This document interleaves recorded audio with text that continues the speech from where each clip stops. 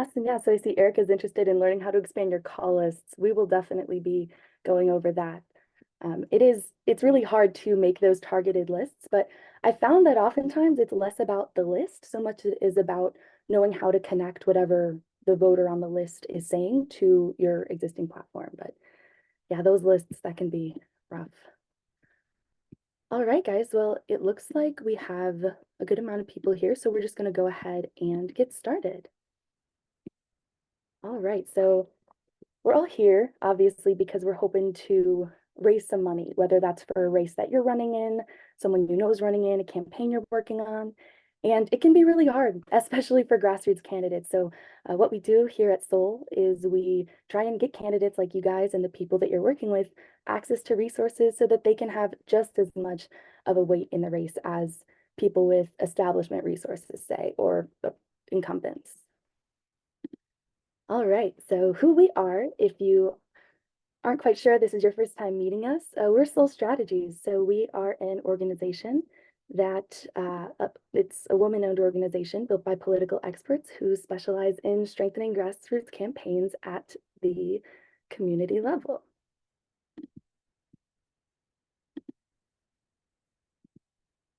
All right, so some of the movements that we've bolstered are India Walton, we've worked with Pat Ryan, we've worked with a lot of candidates and ballot initiatives. So we've experienced different campaigns, whether they have high win numbers, low win numbers, like we've really seen it all. So if you feel like your race might be an exception, hopefully there's still a lot of tools here in this presentation that'll help you get a better grasp onto how to get some money out of it. All right, so some fundraising fundamentals that we're going to go over are fundraising is about communicating in the most effective way possible why a person should support your cause or campaign. An effective campaign shows voters what they stand to benefit from investing in the candidacy. And now, investing is a word that often people raise an eyebrow at. But when I'm meeting with my candidates, what I often tell them is investing doesn't just need to be financial, right? A lot of the time, voters view their votes as investments. So you need to be able to convince voters that they should invest their time, their vote, and ideally in this situation, some dollars into your campaign. Some more fundamentals. So the best fundraisers know how to quickly identify the priorities of the person that they're speaking to and to adjust their pitch accordingly.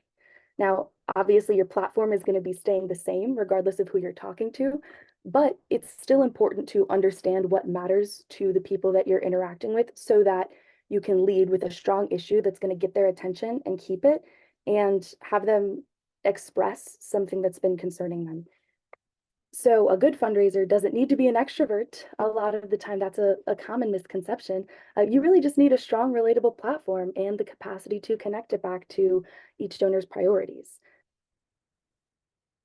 All right, so if you're still wondering why we fundraise, obviously you're not because you're seeking that info out, but you can't win an election without money, unfortunately. Even grassroots engagement, that costs money, even maybe a lot less if it's spent smartly, but regardless, it still does cost money to run an effective campaign. And you can't raise that money without a structured fundraising program.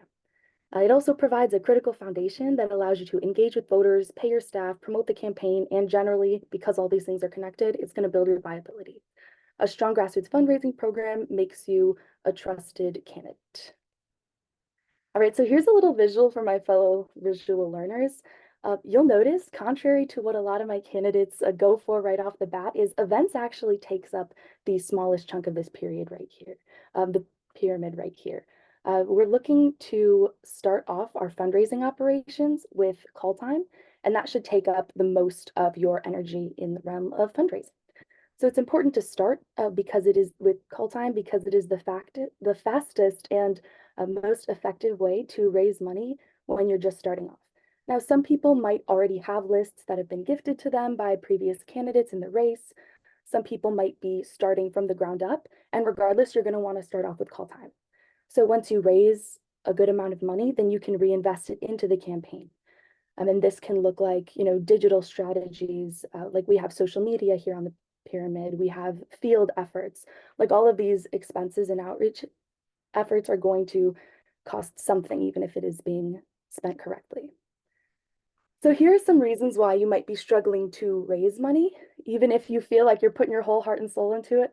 I swear I've met with so many candidates who feel like they've tried, quite honestly, everything, but it is a rough process. So um, some of the reasons you might be targeting the wrong donors. So if you don't have a realistic fundraising strategy or a pitch adapted to fit different audiences, then a lot of the time that energy and effort that you're putting into those calls might be falling on deaf ears. Something that I see constantly in candidates, they get fired up to do call time. They sit down for, the first hour and they're getting through those calls. And then the second hour, they get a couple rejections and it starts to weigh on a lot of people. And a tip that I give people so that they can stay strong on the phones is don't think of every call as the entire weight of your campaign resting on this call. No matter who you're interacting with, you're not just interacting with the average voter, you're interacting with an individual person who had a day that might have been good or bad. And a lot of the time, that is projected onto the conversation. So if someone's a bit, you know, short with you, or if you feel like you're not quite getting through when you're just starting off, stick with it. Patience is key when you're targeting donors, and you want to make sure that you aren't letting that discouragement uh, get into the pitch that you want to give. So another reason a lot of candidates struggle with fundraising is because of a lack of confidence. Uh, a lot of the times we're intimidated by people with establishment backing, or if we have an incumbent who we're running against. And what I say to my candidates in a dramatic sense is this is exactly what they want you to think. A lot of the time, people who would be the best representatives, as I'm sure you guys have experienced, are people who don't have the same resources as their opponents. And I like to take the spirit that encourages me to be discouraged by that and completely flip it around and use that as fuel. The message in itself is so much more powerful than any, financial backing or corporate interests that might be bolstering other people's campaigns. If your message is really, really effective and it's really the best thing for the district, all you need is a structured form of communication to get that word out to people, and you'll be set with a strong fundraising program. All right, and another crucial factor that I would say is the number one place where people often fall short with fundraising, in my experience, is a lack of structure or discipline. So a lot of the time, people don't quite know where to begin when sourcing contacts or crafting a pitch or building a realistic, structured fundraising campaign because they don't know where to start. So we will definitely go over more into the depths of what your expenses will look like. But in general, when it comes to sourcing contacts, crafting a pitch, building all these things, the most important step first is to sit down with yourself and structure your platform, figure out exactly what is most important to you, and then learn how to relay that to different sets of voters. So I know that all sounds easier said than done because it's one thing to say all you need to do is communicate effectively versus to actually be able to uh, practice that and communicate that effectively. So here at Soul, we've done many, many, many campaigns that had no resources to begin with, and we've helped them build their campaigns from the ground up. And these are some of the tools that we recommend as call time managers.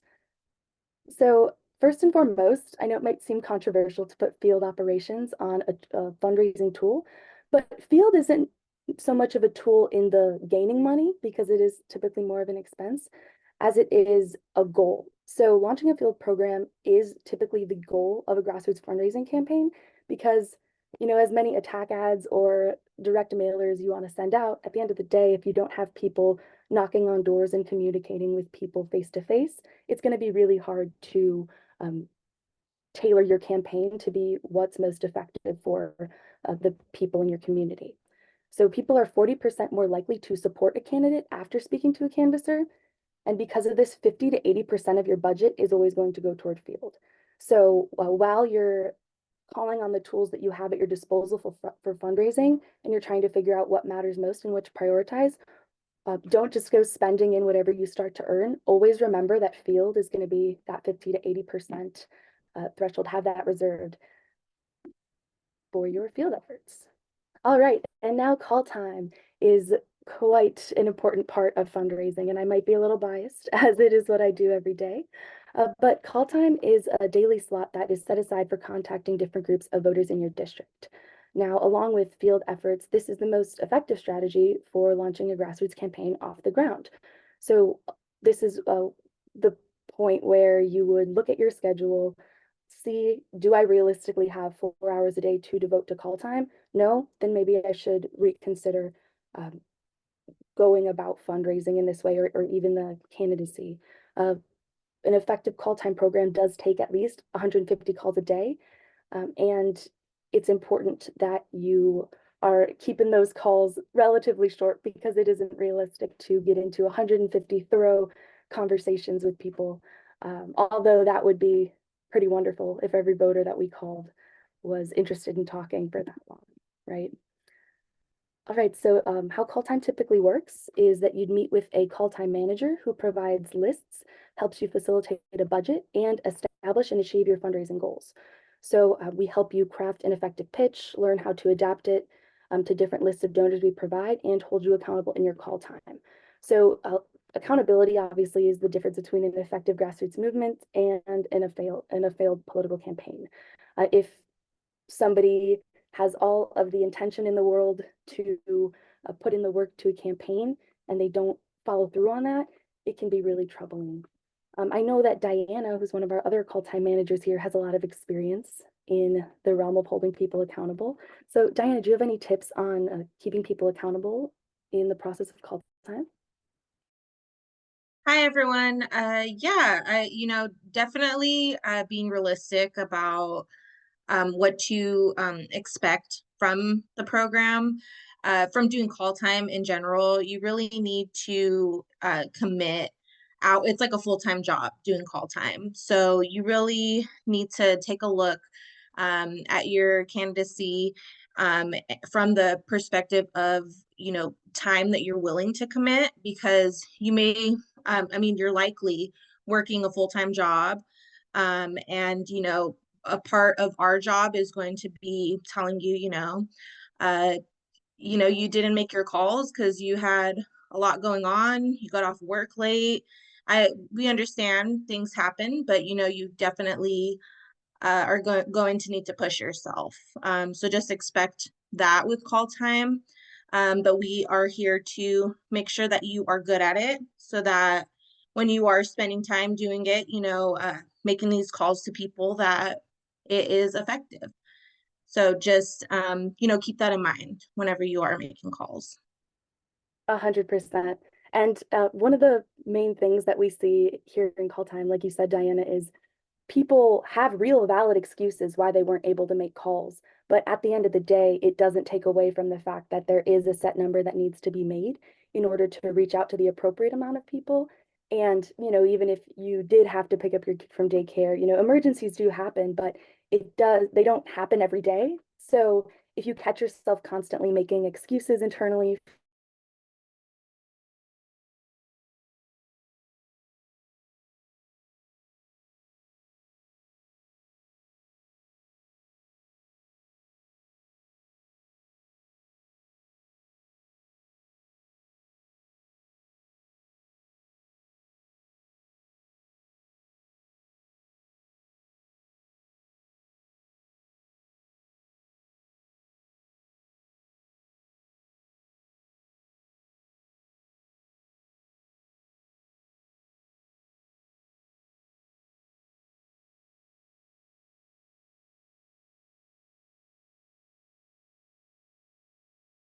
Oh, sorry if I lost you guys there for a moment. Let me just share my screen again.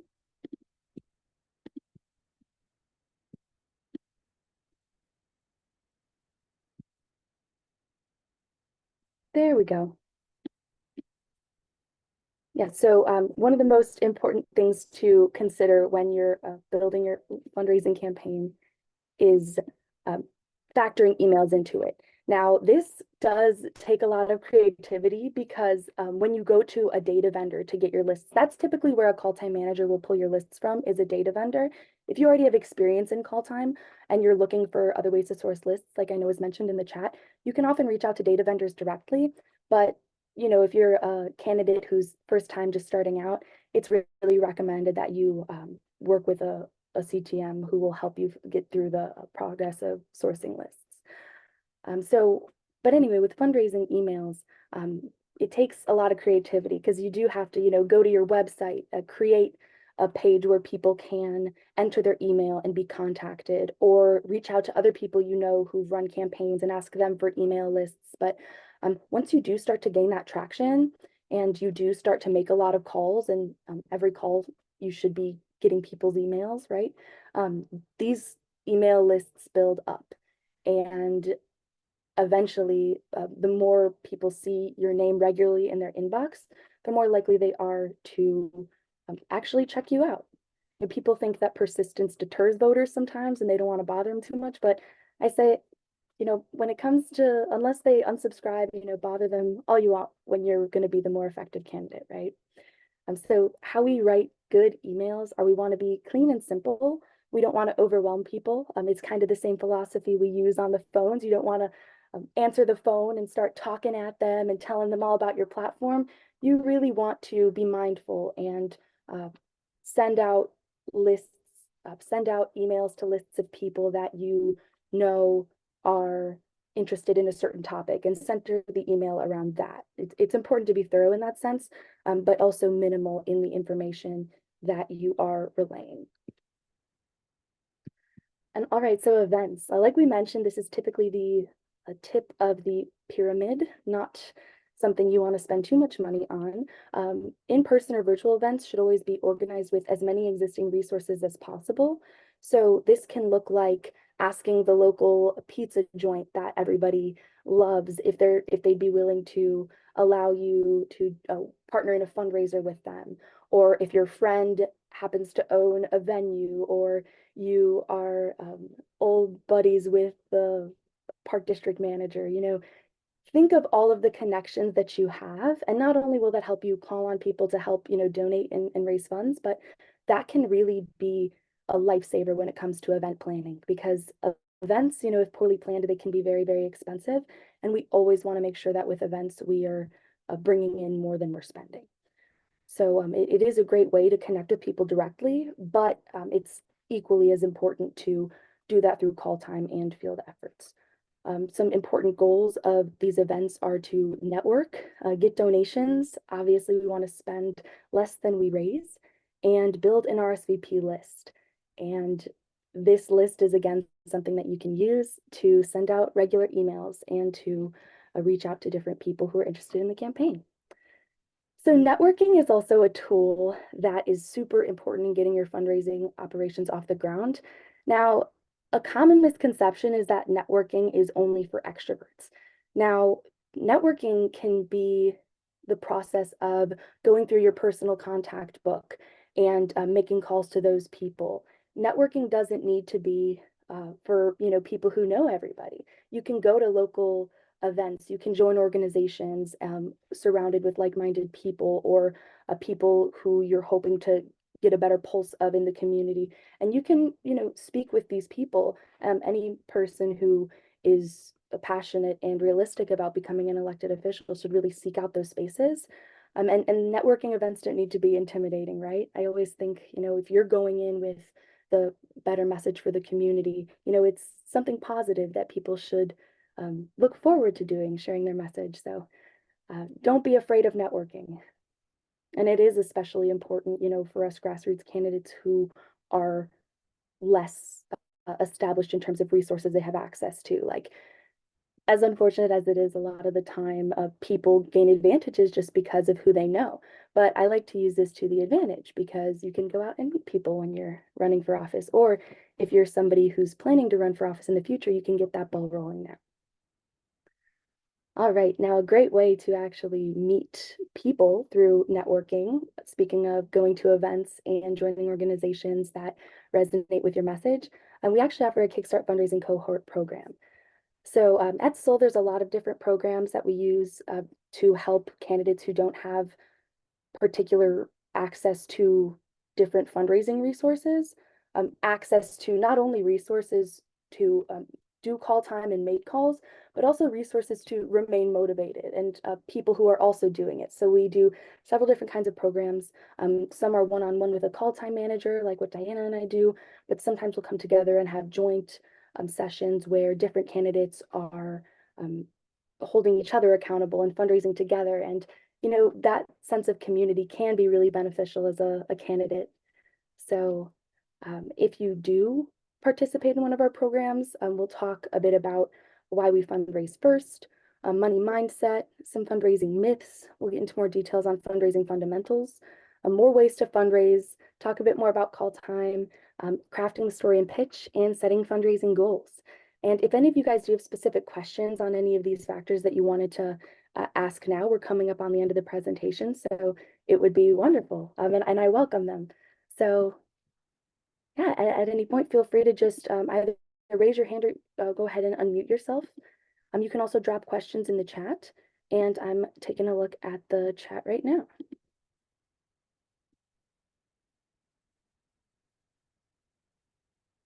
Okay, Annie, so I see you had asked, what if you can't get boat builder access?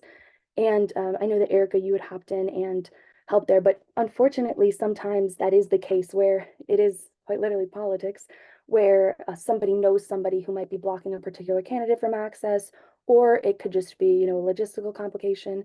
But there's still ways that you can work with organizations like, for example, Soul. That you wouldn't need access to Boat Builder necessarily if you used other software.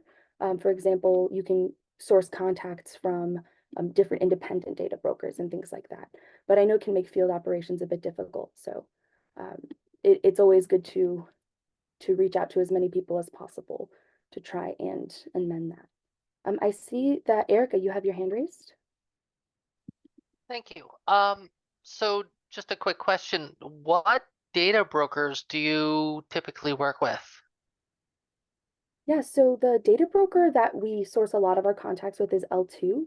We've also worked with, um, we're a member of the American Association of Political Consultants, so there are a lot of data brokers who attend those events. I know Aristotle is a broker that a lot of people use, and different, I know that Scale to Win is a auto dialer that people use that they can integrate with those lists of voters, but Sol right now exclusively works with L2. Okay. And then Annie, I see you have your hand raised. Yeah. So you said that you work with different data brokers. So my situation is I raised just a little bit of money. It was a shoestring budget to get through my primary. And I live on a fixed income and all that because I'm disabled.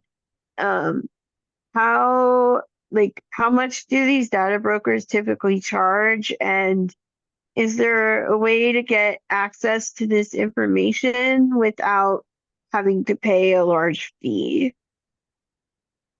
Yes, so it can, I appreciate you raising that because it can be extremely difficult to get access to those lists when, you don't have a lot of tools under your belt. Unfortunately, uh, as far as I'm concerned,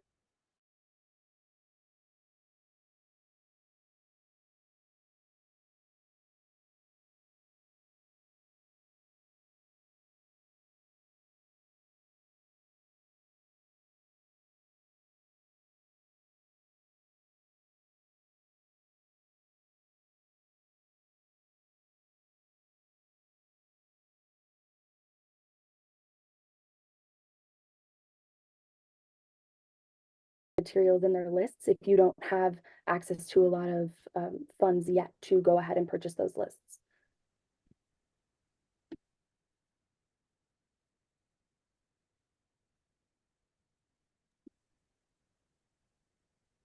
Okay, so I see Tanya had asked, what is a data broker? So a data broker is pretty much just a company that has its own independent sets of data. It'll allow you to see whether a voter is, if they're interested in community causes, if they're interested in environmental causes, if they're interested in, sometimes they can get as specific as like issues that they're interested in, or what their occupation is. And oftentimes your call time manager will cut you lists of different voters that would resonate with your platform, and then they would go to the data broker and then purchase that list. Another way that you could potentially gain access to contacts without a whole lot of money at your disposal yet, Annie, is you could put a page on your website for an email list, and you can just ask everybody you know to push that on social media and really get your name out there so that, you know, people feel compelled to look you up, and they can see a bit about your platform, and they can sign up to be contacted too if you don't have access to lists. But ultimately, if you want to be doing a consistent call time, you are going to need access to lists. So it's good to either go to a broker directly and get a quote from them on how much that would cost, or you could work with a fundraising organization like Soul, who would go through that and cut those lists for you.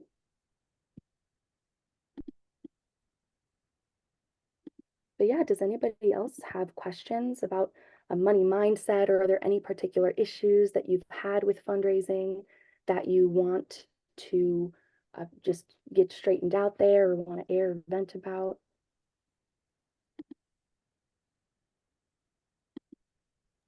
So I have one other question about fundraising. How do you know when you're talking to a potential donor how much to ask for? That is a wonderful question. So what we usually do, if you're working with a call time manager, they can cut you different lists with the data that will say like how much a person's income is. But typically what we do is we, in our first budgeting session, you set a budget, and then you do the math to divide and figure out your weekly fundraising goal. And then say your goal is $8,000 a day. And you want to get the highest donation possible.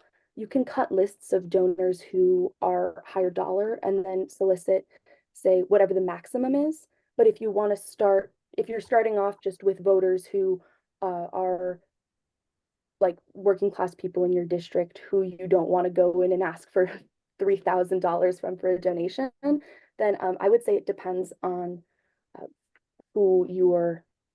Like, it depends on the group of voters that you're targeting. If it's young people, I'd say 25 is a good place to start, but we typically advise you to go for the higher ask, because if you've had a really strong conversation with someone, they're likely to be honest with you and say, well, I can't do 50, but I could do 25. But if it's somebody who you aren't exactly aware of how much they might be making, we typically start with 100. And unless they've shared something about, oh, well, I'm struggling with finances right now, when you ask them what issues matter most to them, and then we would, you know, break that down to $10. We might not ask at all if they share they're struggling that, but it'll really depend on the different sets of voters that you're targeting. Does that answer your question?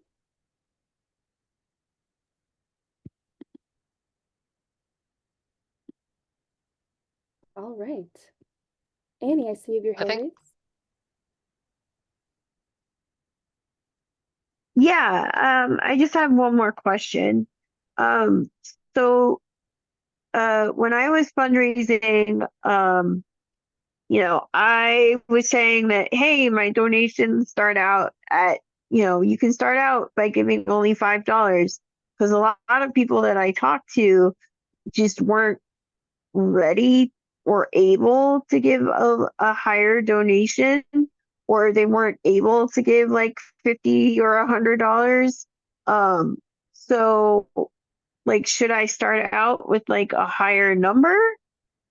Um, am I lowballing myself by saying my donations start out at $5?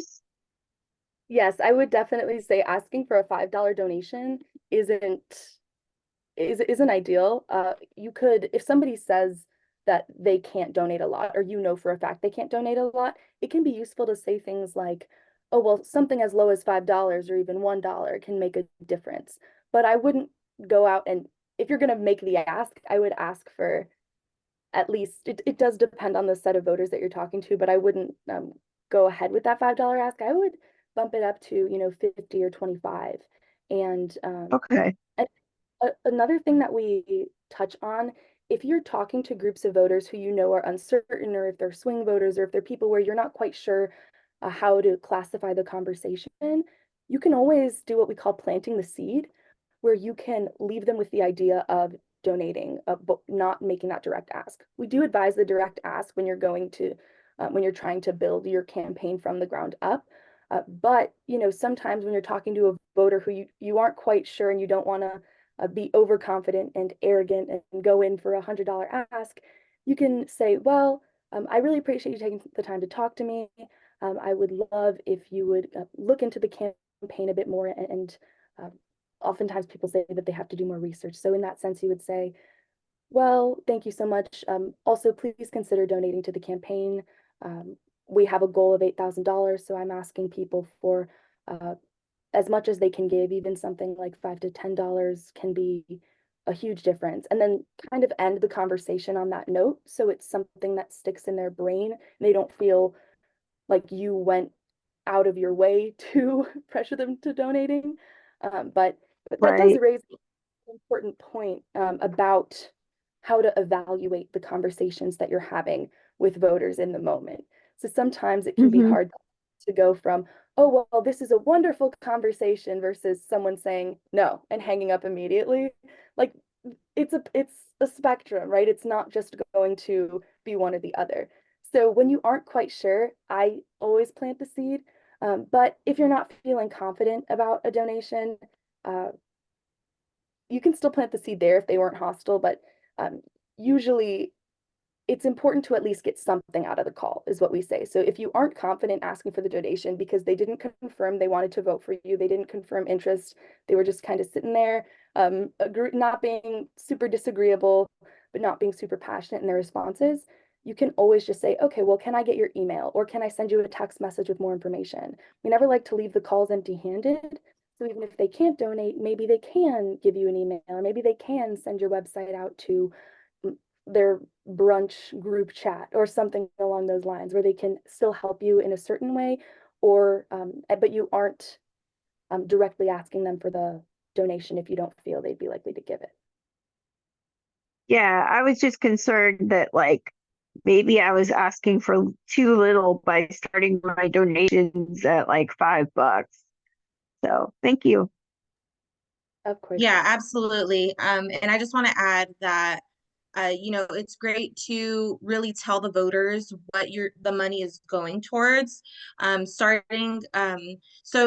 what you should ask for is going to vary on the size of your race, how much call time that you are committing.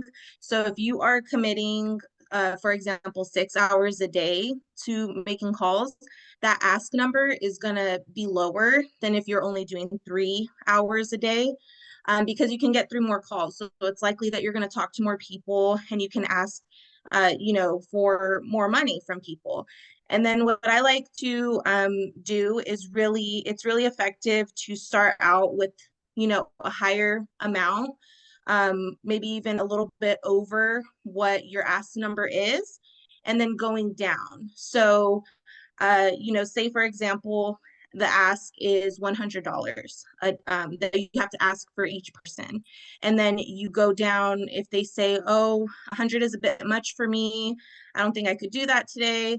I totally understand. We're just really trying to make sure that we can invest into a good field program. That way, I can get into office and talk about these things these issues that are very important to you. You'd list them. And so if they say, still that's too much, going in for, well, really any, I like to do a 3-point ask. So it's like the initial amount, you cut it in half. So if 100 is too much, 50, and then if that still is too much for them, really any amount that you can give would really go a long way. We are grassroots, put emphasis on that. So if you can spare even $20 or $5, it would really go a long way. But depending on your race, that number is going to fluctuate, as well as your goal of what you should raise as well. I just wanted to add that in there. That's very true, Diana. Great point. And another thing too that's really going to help you adjust your pitch and the way that you're approaching the calls when you are doing call time is starting off the call by asking the voter what issues are most important to them, what they feel needs to be better represented. That was touched on briefly in the presentation, but it is really a game changer, especially in terms of identifying voters' priorities. Because if you know off the bat that reproductive rights and housing are the things that are affecting them the most, that will help you connect that back to the ask whenever you do make it. So saying, I know that reproductive rights are very important to you, and as the only candidate on the ballot who is making that central to my campaign, can I count on your vote? And then I typically ask for the vote before I ask for the donation if you're talking to industry people.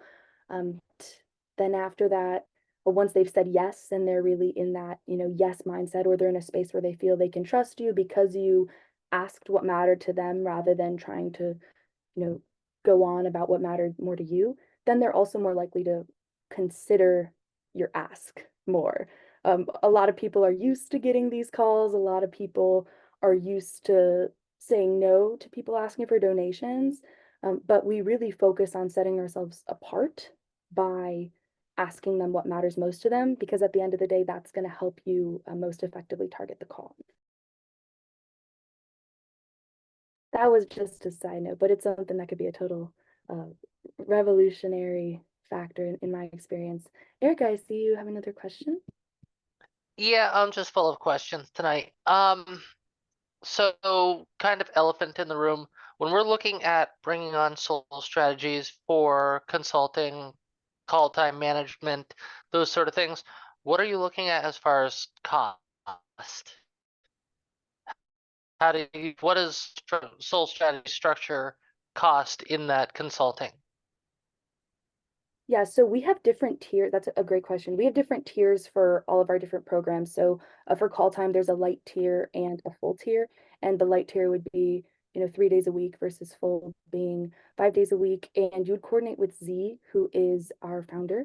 Z, I'm not sure if you're on or able to give Erica a bit more insight on that. But we do have as far as I'm aware, we give you about 2,000 contacts a month for our light program versus 3,000 for the more expensive full program. And then for our digital program, it's the same thing. There's different tiers of packaging. So if you go on our website, at different costs, obviously, depending on what you want from us.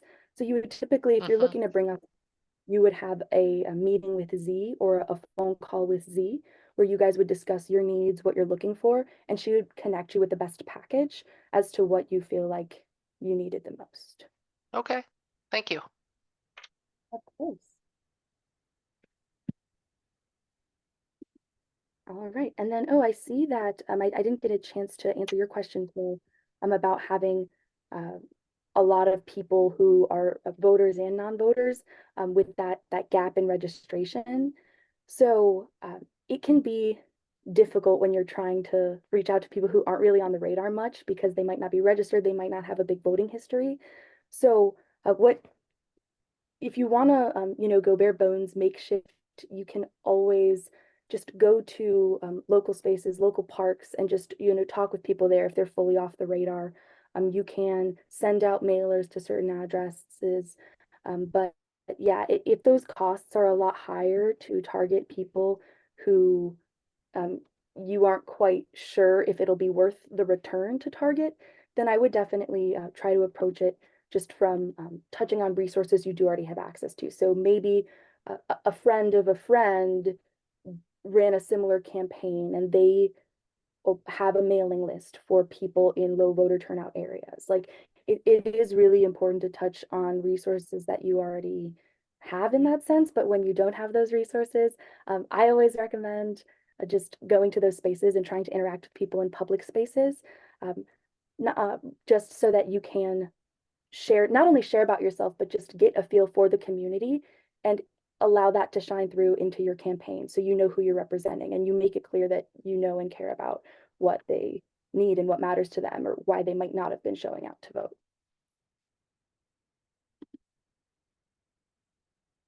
And then, oh, I see that Tanya had asked what a goal number is for a congressional race. So that's going to depend on your district. As we all know, gerrymandering can make it pretty difficult for us to, districts are constantly changing. So it can be difficult, to do exactly what a previous candidate did in your area. So your vote number is just the number that you need to secure 51% of the vote, and just make sure. So that's what that would be. And the way that we usually go about that is if it's a primary, we take the average of the past 3 elections where people have voted in the primary, and we average out the number of people of that certain party. And then we use that as our target.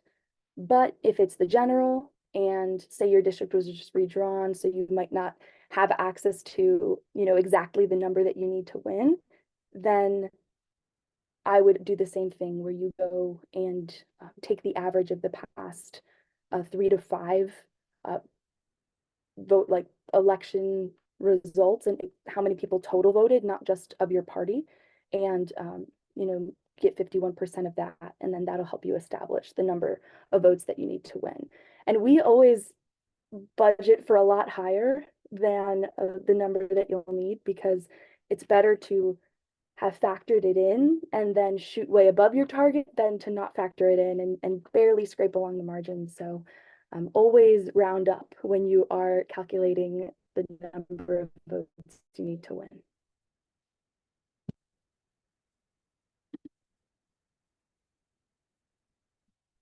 All right, so it doesn't, oh, I see that you had also asked the typical ask amount, Tanya, and I know that Diana did cover that, but it is good, like we mentioned, to take the group of people you're calling into consideration. And if you're not sure, it's always good to go for the higher ask so that you don't accidentally lowball yourself.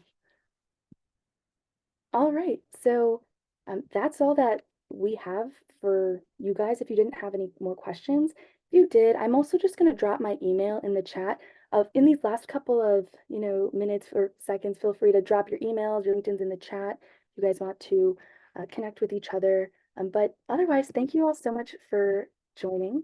I'm going to, like I said, drop that email, and then yeah, feel free to also check out Soul Strategies.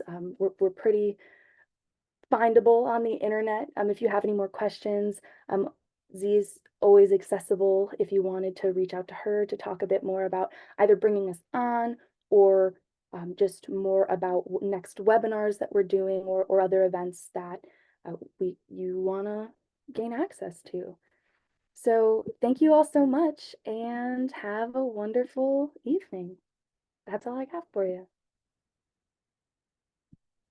Thank you all so much for joining us, and hopefully we